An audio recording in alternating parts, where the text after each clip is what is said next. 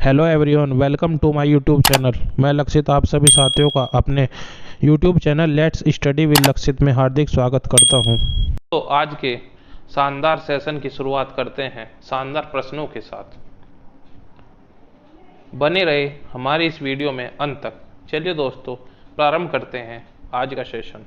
आज के सेशन का पहला प्रश्न है, निम्न में से कौन सा उदाहरण अधिगम को प्रदर्शित करता है?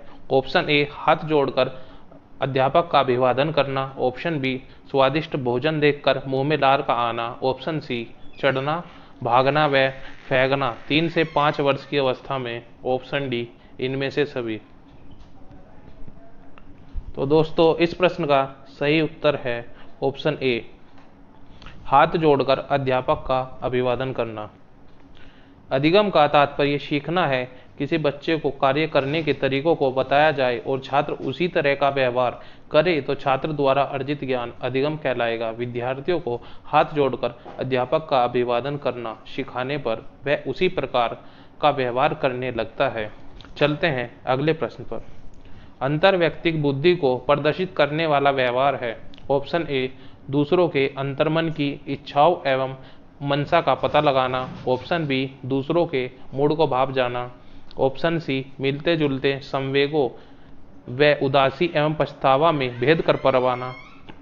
ऑप्शन डी, दूसरों के विचारों एवं व्यवहारों को प्रभावित करने के लिए उनसे संबंधित जानकारी का प्रयोग करना।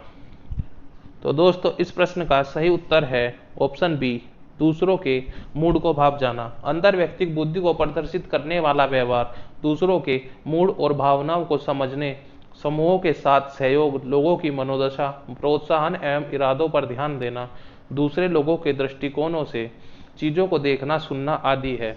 चलिए दोस्तों, चलते हैं अगले प्रश्न पर। एक अध्यापक किसी भी समूह में समुदाय आधारित व्यक्तिगत विभिन्नताओं को समझ सकता है। ऑप्शन ए, आंखों के संपर्क के आधार पर। ऑप्शन बी, बुद्धि के आधार पर। ऑप्शन सी, भाषा एवं अभिव्यक्ति के आधार पर। ऑप्शन डी, गृह कार्य के अधिकार पर। तो दोस्तों, इस प्रश्न का सही उत्तर हो जाएगा हमारा ऑप्शन सी, भाषा एवं अभिव्यक्ति के आधार पर। प्रत्येक समुदाय की अपनी भाषा, रीति रिवाज एवं अभिव्यक्ति करने के तरीके होते हैं। इस आधार पर अध्यापक अलग अलग समूहों के विद्यार्थियों को व्यक्तिगत विभिन्नताओं की पहचान कर सकता है। चलिए दोस्तों, चलते हैं अगले प्रश्न पर। क्रियात्मक अनुसंधान मौलिक अनुसंधान से भिन्न है क्योंकि वह ऑप्शन ए, अध्यापकों, शैक्षिक प्रबंधकों एवं प्रशासकों द्वारा किया जाता है। ऑप्शन बी, शोधकर्ताओं द्वारा किया जाता है जिनका विद्यालय से कोई संबंध नहीं होता है।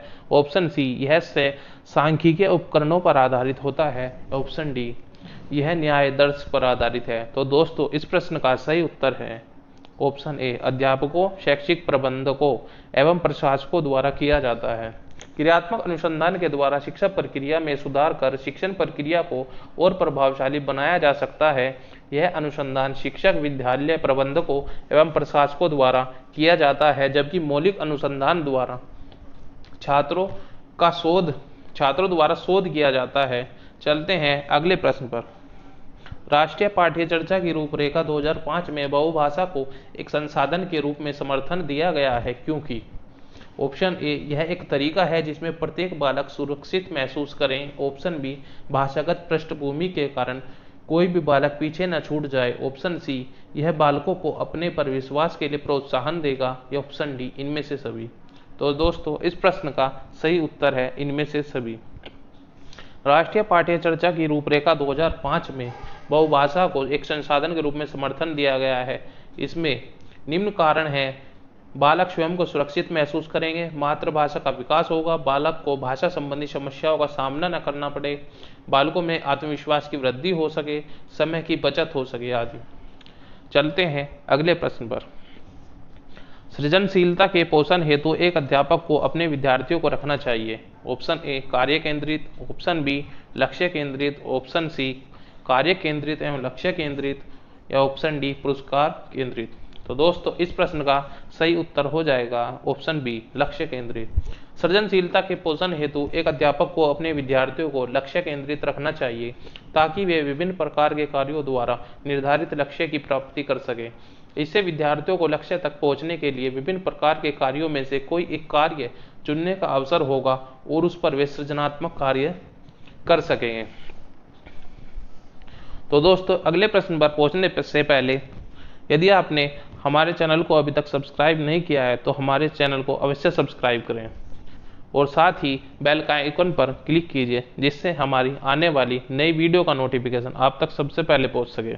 चलिए दोस्तों चलते हैं अगले प्रश्न पर।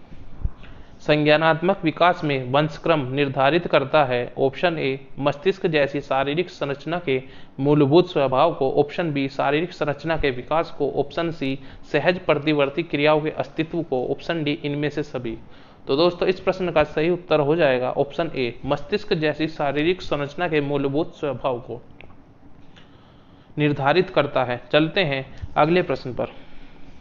निम्न में से कौन सी विशेषता परिपक्वता को अधिगम से अलग करती है? ऑप्शन ए यह एक स्वाभाविक प्रक्रिया है, ऑप्शन बी यह अभ्यास पर निर्भर करती है, ऑप्शन सी यह प्रेरकों पर निर्भर करती है, ऑप्शन डी यह जीवन पर्यंत चलने वाली प्रक्रिया है। तो दोस्तों इस प्रश्न का सही उत्तर है यह एक स्वाभाविक प्रक्रिया है। परिपक्वता एक स्वाभाविक प्रक्रिया है, परंतु अधिगम स्वाभाविक प्रक्रिया नहीं है। इस स्तर पर परिपक्वता अधिगम से अलग होती है। चलते हैं अगले प्रश्न पर। योगात्मक मूल्यांकन का उद्देश्य है। ऑप्शन ए समय विशेष एवं विभिन्न कार्यों पर एक विद्यार्थी ने कितना अच्छा निष्पादन किया है उसका पता लगाना, ऑप्शन बी अधिगम को सुगम बनाना व ग्रेड न प्रदान करना, ऑप्शन सी ऐसे विद्यार्थियों का पता लगाना जो अपने साथियों के समकक्ष संप्राप्ति में कठिनाई अनुभव कर रहा है, ऑप्शन डी अगली इकाई के अनुदेशन से पूर्व प्रगति का पता लगाना। तो दोस्तों इस प्रश्न का सही उत्तर हो जाएगा ऑप्शन ए समय विशेष एवं विभिन्न कार्यों पर एक विद्यार्थी ने कितना अच्छा निष्पादन किया है उसका पता लगाना योगात्मक मूल्यांकन का उद्देश्य है। चलते हैं अगले प्रश्न पर। एक संतुलित व्यक्तित्व वह है जिसमें ऑप्शन ए इदम एवं परम अहम के बीच संतुलन स्थापित किया जाता है, ऑप्शन बी इदम एवं अहम के बीच संतुलन स्थापित किया जाता है, ऑप्शन सी अहम एवं परम अहम के बीच संतुलन स्थापित किया जाता है, या ऑप्शन डी मजबूत अहम को बनाया जाता है। तो दोस्तों इस प्रश्न का सही उत्तर हो जाएगा हमारा ऑप्शन डी मजबूत अहम को बनाया जाता है। महान वैज्ञानिक फ्रायड ने व्यक्तित्व की संरचना में इदम अहम तथा परा अहम नामक 3 घटकों का उल्लेख किया है। इदम पार्श्विक या जैविक इच्छाओं का, अहम वास्तविक जगत का तथा परा अहम सामाजिक नियंत्रण का प्रतिनिधित्व करती है। इस प्रकार इदम एवं परा अहम में बार बार संघर्ष होता है, जिससे अहम संतुलन स्थापित कर व्यक्ति को वास्तविकता से परिचित कराता है। इस प्रकार अहम का मजबूत होना आवश्यक होता है ताकि इदम और परा अहम के बीच संतुलन स्थापित किया जा सके। चलते हैं अगले प्रश्न पर। जमीन का पर्यायवाची नहीं है। ऑप्शन ए पृथ्वी, ऑप्शन बी धरती, ऑप्शन सी विटप, ऑप्शन डी धरनी। तो दोस्तों इस प्रश्न का सही उत्तर हो जाएगा ऑप्शन सी विटप। जमीन के पर्यायवाची शब्द भू, धरणी, वसुंधरा, अचला, धरा, रतनगर्भा आदि होते हैं, जबकि विटप के पर्यायवाची शब्द पेड़, वृक्ष, तरु, पादप आदि होते हैं। चलते हैं अगले प्रश्न पर। कौन से शब्द में प्रत्यय नहीं है? ऑप्शन ए लोगों, ऑप्शन बी पशुओं, ऑप्शन सी सदस्यों, ऑप्शन डी पीढ़ी। तो दोस्तों इस प्रश्न का सही उत्तर है ऑप्शन डी पीढ़ी। पीढ़ी में कोई प्रत्यय शब्द नहीं है। चलते हैं अगले प्रश्न पर। निम्न में अव्यय है। ऑप्शन ए समाज, ऑप्शन बी खंड, ऑप्शन सी एक, ऑप्शन डी व्यवस्था। तो दोस्तों इस प्रश्न का सही उत्तर है ऑप्शन सी एक। वह शब्द जिसके रूप में वचन, लिंग आदि के कारण कोई विकार नहीं होता है, ऐसे शब्द हर स्थिति में अपने मूल रूप में बने रहते हैं, उन्हें अव्यय कहते हैं। चलते हैं अगले प्रश्न पर। परमुखापेक्षिता का अर्थ है। ऑप्शन ए दूसरों में आशा रखना, ऑप्शन बी पराया मुख अच्छा लगाना, ऑप्शन सी पराये मुख की अपेक्षा करना, ऑप्शन डी ईश्वर का मुख। तो दोस्तों इस प्रश्न का सही उत्तर है ऑप्शन ए दूसरों में आशा रखना। परमुखापेक्षिता शब्द पर प्लस मुख प्लस अपेक्षा प्लस इत से मिलकर निर्मित हुआ है, जिसका अर्थ दूसरों से आशा रखना है। चलते हैं अगले प्रश्न पर। मेरा मित्र राकेश बहुत अच्छा चित्रकार है, इस वाक्य में विधेय है। ऑप्शन ए मेरा मित्र, ऑप्शन बी चित्रकार, ऑप्शन सी बहुत अच्छा चित्रकार है, ऑप्शन डी बहुत अच्छा। तो दोस्तों इस प्रश्न का सही उत्तर है ऑप्शन सी बहुत अच्छा चित्रकार है। उद्देश्य किसे कहते हैं आइए आपको बताते हैं। जिसके विषय में कुछ कहा जाता है उसे सूचित करने वाले शब्द को उद्देश्य कहते हैं, और विधेय बताते हैं उद्देश्य के विषय में जो कुछ कहा जाता है अथवा उद्देश्य को जो कुछ कार्य करता है वह विधेय कहलाता है। चलते हैं अगले प्रश्न पर। पारा उतारना मुहावरे का अर्थ है। ऑप्शन ए तापमान कम होना, ऑप्शन बी क्रोध कम होना, ऑप्शन सी बुखार उतरना, ऑप्शन डी सर्दी पड़ना। तो दोस्तों इस प्रश्न का सही उत्तर है ऑप्शन बी क्रोध कम होना। मुहावरा पारा उतारने का अर्थ क्रोध कम होना होता है। चलिए दोस्तों चलते हैं अगले प्रश्न पर। कोयले की दलाली में हाथ काले होने का अर्थ है। ऑप्शन ए कोयले का व्यापार मत करो, ऑप्शन बी कोयले की दलाली में हाथ गंदे हो जाते हैं, ऑप्शन सी दलाली नहीं करनी, ऑप्शन डी खराब कामों का परिणाम भी खराब होता है। तो दोस्तों इस प्रश्न का सही उत्तर है ऑप्शन डी खराब कामों का परिणाम हमेशा खराब होता है। चलते हैं अगले प्रश्न पर। भाषा है। ऑप्शन ए अर्जित संपत्ति है, ऑप्शन बी उत्तराधिकार से प्राप्त संपत्ति है, ऑप्शन सी ईश्वर प्रदत्त संपत्ति है, ऑप्शन डी सहजात योग्यता है। तो दोस्तों भाषा एक अर्जित संपत्ति होती है। भाषा वह साधन है जिसके द्वारा हम अपने विचारों एवं भाषा को व्यक्त करते हैं। भाषा के 3 रूप होते हैं, मौखिक भाषा, लिखित भाषा और सांकेतिक भाषा। चलते हैं अगले प्रश्न पर। कौन अशुद्ध वर्तनी का कारण नहीं है। ऑप्शन ए लेखन की असावधानी, ऑप्शन बी जलवायु, ऑप्शन सी अशुद्ध उच्चारण, ऑप्शन डी व्याकरण का कम ज्ञान। तो दोस्तों इस प्रश्न का सही उत्तर हो जाएगा ऑप्शन बी। अशुद्ध वर्तनी का कारण जलवायु नहीं होता है। लेखन की असावधानी, अशुद्ध उच्चारण, व्याकरण का कम ज्ञान होना अशुद्ध वर्तनी के कारण के अंतर्गत आते हैं। चलते हैं अगले प्रश्न पर। मूल्यांकन उपयोगी है। ऑप्शन ए विद्यार्थी की प्रगति जानने में, ऑप्शन बी विद्यार्थी की कक्षा उपस्थिति जानने में, ऑप्शन सी विद्यार्थियों के आचरण जानने में, ऑप्शन डी इनमें से सभी। तो दोस्तों इस प्रश्न का सही उत्तर होगा ऑप्शन ए विद्यार्थियों की प्रगति जानने में।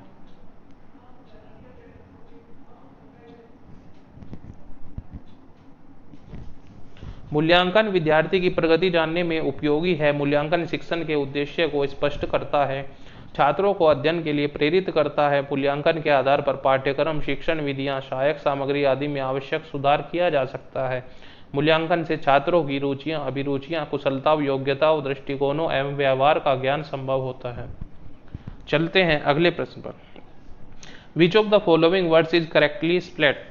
ऑप्शन ए DEFINITION, जो कि इस प्रश्न का राइट आंसर हो जाएगा। चलते हैं नेक्स्ट क्वेश्चन पर। Which of the following is an adjective form the noun music. Option A musician, option B musical, option C musically, option D musicality. तो फ्रेंड्स इस क्वेश्चन का राइट आंसर हो जाएगा ऑप्शन बी म्यूजिकल। म्यूजिक एक noun form है और इसकी adjective form हो जाएगी म्यूजिकल। चलते हैं नेक्स्ट क्वेश्चन पर।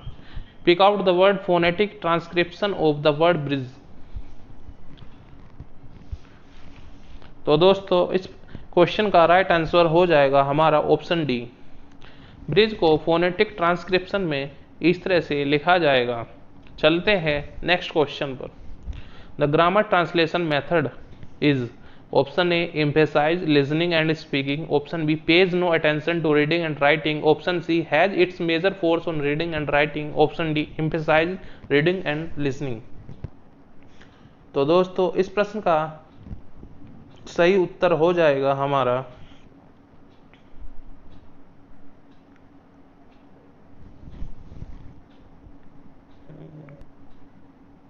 Option C has its major focus on reading and writing. Grammar translation method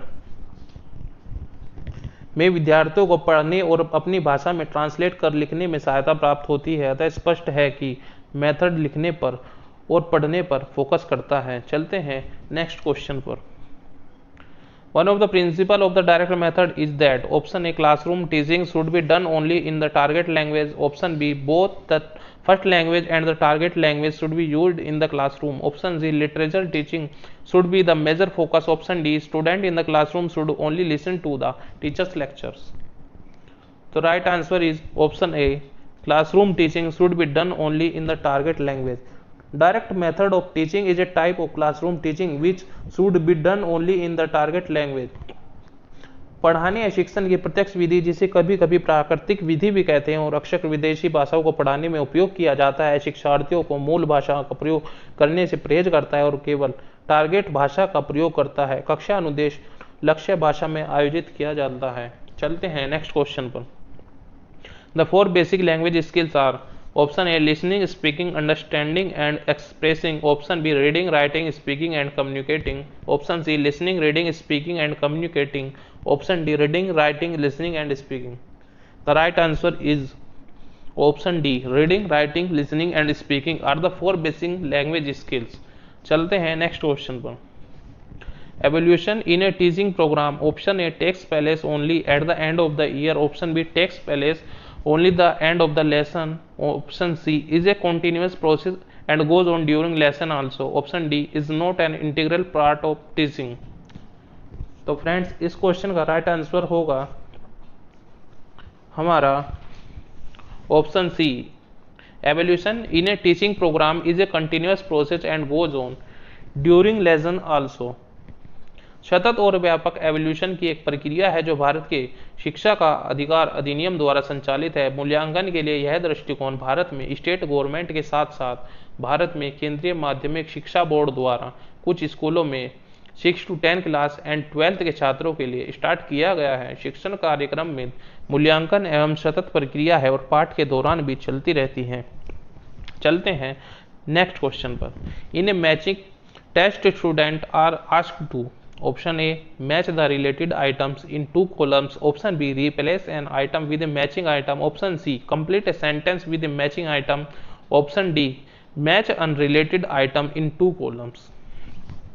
तो फ्रेंड्स इस क्वेश्चन का राइट आंसर हो जाएगा हमारा option A, match the related item in 2 columns. कई टाइप के होते हैं, इनमें से एक मैचिंग टेस्ट होता है जिसमें 2 कॉलम में दी गई सूचनाओं का मिलान करना होता है। चलते हैं नेक्स्ट क्वेश्चन पर। A language proficiency test aims at measuring, option A how much a learner learn over a specific period of time, option B a learner's knowledge of whole language, option C a learner's knowledge of the rules of speaking, option D a learner's knowledge of the content of a book. तो friends इस question का right answer हो जाएगा option B, a learner's knowledge of the whole language. A language proficiency test aims at measuring a learner knowledge of the whole language. भाषा की कौशलता परीक्षण का उद्देश्य पूरी भाषा के शिक्षार्थी ज्ञान को मापना होता है। एक परीक्षण एक व्यक्ति की क्षमता, ज्ञान या प्रदर्शन को मापता है। चलते हैं नेक्स्ट क्वेश्चन पर। 2 लगातार प्राकृतिक संख्याओं का लघुत्तम समाप्त प्रत्यय एवं महत्तम समाप्त प्रत्यय क्रमशः है। ऑप्शन ए उनका गुणनफल, उनका अनुपात, ऑप्शन बी उनका जोड़ पहली संख्या, ऑप्शन सी दूसरी संख्या पहली संख्या, ऑप्शन डी उनका गुणनफल और संख्या 1। तो दोस्तों इस प्रश्न का सही उत्तर हो जाएगा हमारा ऑप्शन डी, 2 लगातार प्राकृतिक संख्याओं का लघुत्तम समाप्त प्रत्यय उनका गुणनफल होता है और महत्तम समाप्त प्रत्यय 1 होता है। चलते हैं अगले प्रश्न पर। माचिस के डिब्बी के कितने तल होते हैं? Option A 6, option B 8, option C 9, option D 4। तो दोस्तों इस प्रश्न का सही उत्तर होगा ऑप्शन ए 6। माचिस की डिब्बी में 6 तल होते हैं। चलते हैं अगले प्रश्न पर। एक तल पे कितनी रेखाएं खींची जा सकती हैं? Option A 3, option B 2, option C अनंत, ऑप्शन डी कुछ नहीं कहा जा सकता। तो दोस्तों एक तल पर अनंत रेखाएं खींची जा सकती हैं। तो इस प्रश्न का सही उत्तर हो जाएगा ऑप्शन सी। चलते हैं अगले प्रश्न पर। गणित सभी विज्ञानों का द्वार एवं कुंजी है, यह शब्द किसने कहे हैं? Option A Roger Bacon, option B Hamilton, option C Plato, option D Bertrand Russell. तो दोस्तों इस प्रश्न का सही उत्तर है ऑप्शन ए रोजर बेकन। गणित सभी विज्ञानों का द्वार एवं कुंजी है, यह कथन रोजर बेकन द्वारा कहा गया है। चलते हैं अगले प्रश्न पर।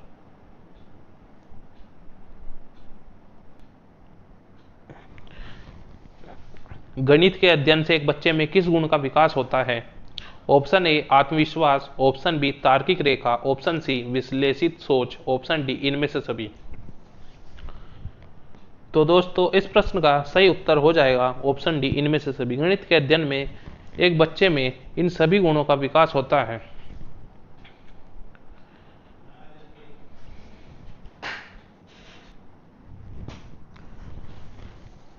दोस्तों हमारे चैनल के माध्यम से आपको अत्यंत महत्वपूर्ण प्रश्नों के साथ रीट 2022 की परीक्षा हेतु महत्वपूर्ण तैयारी करवाई जा रही है। यदि आपको हमारा प्रयास अच्छा लग रहा हो तो हमारे चैनल को सब्सक्राइब जरूर करें और इस वीडियो को लाइक और शेयर भी अवश्य करें। चलते हैं इसी के साथ अगले क्वेश्चन पर। सामान्य से विशिष्ट का सिद्धांत निम्न में से किसमें प्रयोग होता है? ऑप्शन ए आगमन विधि, ऑप्शन बी निगमन विधि, ऑप्शन सी संश्लेषण विधि, ऑप्शन डी विश्लेषण विधि। तो दोस्तों इस प्रश्न का सही उत्तर हो जाता है ऑप्शन डी, विश्लेषण निगमन विधि।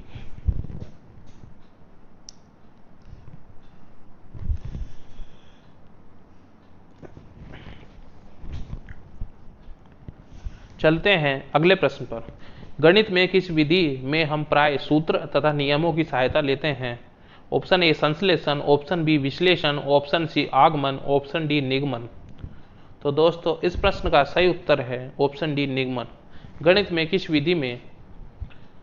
गणित में निगमन विधि में हम प्राय सूत्रों और नियमों की सहायता लेते हैं। चलते हैं अगले प्रश्न पर। छोटी कक्षाओं में गणित विषय में रुचि उत्पन्न करने के लिए पढ़ाने का तरीका कैसा होना चाहिए? ऑप्शन ए मनोरंजक एवं खेल संबंधी, ऑप्शन बी रटने का, ऑप्शन सी आगमन का, ऑप्शन डी निगमन का। तो दोस्तों इस प्रश्न का सही उत्तर हो जाएगा हमारा ऑप्शन ए, मनोरंजक और खेल संबंधी। छोटी कक्षाओं में गणित विषय में रुचि उत्पन्न करने के लिए मनोरंजक और खेल संबंधी तरीकों से हमको पठन पाठन की प्रक्रिया को सुचारू रूप से चालू रखना चाहिए। चलते हैं दोस्तों अगले शानदार प्रश्न पर। छात्र गणितीय गणना में गति प्राप्त कर सकते हैं? ऑप्शन ए चर्चा या वाद विवाद द्वारा, ऑप्शन बी मौखिक कार्य के द्वारा, ऑप्शन सी लिखित कार्य के द्वारा, या ऑप्शन डी अभ्यास के द्वारा। तो दोस्तों इस प्रश्न का सही उत्तर हो जाएगा हमारा ऑप्शन डी, अभ्यास के द्वारा। छात्र गणितीय गणना में गति कब प्राप्त करेंगे? जब वे अभ्यास के द्वारा। चलते हैं दोस्तों अगले प्रश्न पर। पानी में से अशुद्धि, दही से मक्खन, गेहूं से छोटे कंकर आदि को अलग करने की क्रिया को क्या कहते हैं? ऑप्शन ए मिश्रण, ऑप्शन बी पृथक्करण, ऑप्शन सी छानना, ऑप्शन डी ऊर्ध्वपातन। तो दोस्तों इस प्रश्न का सही उत्तर है ऑप्शन बी, पृथक्करण। चलिए दोस्तों अगले प्रश्न पर चलते हैं। निम्न में से कौन सा कथन सही है? ऑप्शन ए श्रव्य दृश्य सामग्री छात्रों के लिए उपयोगी है, ऑप्शन बी चार्ट एवं ग्राफ श्रव्य दृश्य सामग्री है, ऑप्शन सी चार्ट का प्रयोग केवल सामाजिक विज्ञान में किया जाता है, ऑप्शन डी शिक्षण में कुशलता के लिए श्रव्य दृश्य सामग्री महत्वपूर्ण नहीं है। चलिए दोस्तों चलते हैं इसके उत्तर की तरफ। तो दोस्तों इस प्रश्न का सही उत्तर हो जाएगा ऑप्शन ए, श्रव्य दृश्य सामग्री छात्रों के लिए बहुत उपयोगी है। श्रव्य दृश्य सामग्री से छात्रों में अधिगम क्षमता को बढ़ाया जा सकता है, अतः छात्रों के लिए बहुत ही उपयोगी शिक्षण सामग्री होती है। चलिए दोस्तों अगले शानदार प्रश्न की ओर बढ़ते हैं। परीक्षण की वास्तविक रचना से पूर्व उसकी प्रारंभिक जांच कर लेनी चाहिए। इस प्रारंभिक जांच को क्या कहते हैं? ऑप्शन ए परीक्षण की योजना बनाना, ऑप्शन बी परीक्षण की तैयारी, ऑप्शन सी पायलट स्टडी, या ऑप्शन डी अंतिम प्रारूप। तो दोस्तों इस प्रश्न का सही उत्तर हो जाएगा ऑप्शन सी, पायलट स्टडी। परीक्षण की वास्तविक रचना के पूर्व उसकी प्रारंभिक जांच करनी चाहिए ताकि त्रुटियों की संभावना कम से कम रहे। इस प्रारंभिक जांच को पायलट स्टडी कहते हैं, जो कि पठन पाठन की प्रक्रिया में एक महत्वपूर्ण अंग होता है। चलते हैं दोस्तों अगले प्रश्न पर। पीने के पानी में रोगाणुनाशक डालते हैं। ऑप्शन ए पोटेशियम परमैंगनेट तथा chlorine, option B potassium chloride तथा chlorine, option C sodium chloride तथा oxygen, option D potassium sulphide तथा क्लोरीन।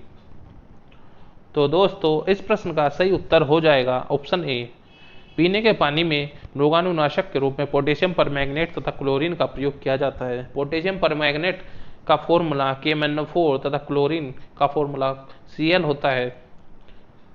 पानी में रोगाणुओं को नष्ट करने के लिए इन तत्वों का प्रयोग किया जाता है। चलते हैं दोस्तों अगले महत्वपूर्ण प्रश्न पर। पौधे प्रकाश संश्लेषण द्वारा भोजन बनाते हैं। प्रकाश संश्लेषण क्रिया में निम्न आवश्यक होते हैं। ऑप्शन ए ऑक्सीजन, जल, सूर्य का प्रकाश एवं पर्णहरित। ऑप्शन बी ऑक्सीजन, शर्करा और सूर्य का प्रकाश एवं जल। ऑप्शन सी कार्बन डाइऑक्साइड, जल, सूर्य का प्रकाश एवं पर्णहरित। ऑप्शन डी कार्बन डाइऑक्साइड, शर्करा, जल एवं सूर्य का प्रकाश। तो दोस्तों इस प्रश्न का सही उत्तर है ऑप्शन सी, प्रकाश संश्लेषण द्वारा पौधे भोजन बनाते हैं। प्रकाश संश्लेषण की क्रिया में कार्बन डाइऑक्साइड आवश्यक है, जल आवश्यक है, सूर्य का प्रकाश एवं पर्णहरित आवश्यक होता है। चलिए दोस्तों चलते हैं अगले शानदार प्रश्न की ओर। उदयपुर तथा भीलवाड़ा जिले में मिलने वाले खनिज हैं। ऑप्शन ए जस्ता, सीसा, चांदी एवं तांबा। ऑप्शन बी जस्ता, जिप्सम, गार्नेट एवं सोना। ऑप्शन सी सीसा, चांदी, टंगस्टन एवं तांबा। ऑप्शन डी चांदी, रॉक फॉस्फेट, टंगस्टन एवं जिप्सम। तो दोस्तों उदयपुर तथा भीलवाड़ा जिले में मिलने वाले खनिज हैं जस्ता, सीसा, चांदी और तांबा, जो कि इस प्रश्न का सही उत्तर है ऑप्शन ए। चलते हैं अगले प्रश्न पर। चंद्र ग्रहण होता है जब ऑप्शन ए पृथ्वी, सूर्य एवं चंद्रमा के बीच होती है। ऑप्शन बी चंद्रमा, पृथ्वी एवं सूर्य के बीच होता है। ऑप्शन सी सूर्य, पृथ्वी एवं चंद्रमा के बीच होता है। ऑप्शन डी पृथ्वी, सूर्य एवं चंद्रमा सीधी रेखा में होते हैं। तो दोस्तों इस प्रश्न का सही उत्तर है ऑप्शन बी, चंद्र ग्रहण जब होता है जब पृथ्वी, सूर्य और चंद्रमा के बीच होती है। तो पृथ्वी की छाया चंद्रमा पर पड़ने से चंद्रमा अंधेरे में डूब जाता है तथा दिखाई नहीं देता है। यह स्थिति चंद्र ग्रहण कहलाती है। चलते हैं दोस्तों अगले शानदार प्रश्न की ओर। निम्न में से कौन सा कथन सही है? ऑप्शन ए एकल परिवार में दहेज प्रथा सामान्य बात है। ऑप्शन बी एकल परिवार में बाल श्रम सामान्य बात है। ऑप्शन सी दहेज तथा बाल श्रम सामाजिक बुराई है। ऑप्शन डी दहेज तथा बाल श्रम शहरों में सामान्य बात है। तो दोस्तों इस प्रश्न का सही उत्तर है ऑप्शन सी, दहेज तथा बाल श्रम सामाजिक बुराइयां हैं। यह बिल्कुल एक सत्य कथन है। चलते हैं दोस्तों अगले प्रश्न पर। मानव शरीर हड्डियों का ढांचा मात्र रह गया है, इसका कारण है? ऑप्शन ए लंबे समय तक तंबाकू ग्रहण करने से। ऑप्शन बी लंबे समय तक शराब का सेवन करने से। ऑप्शन सी परिवार के लोगों द्वारा नशा करने से।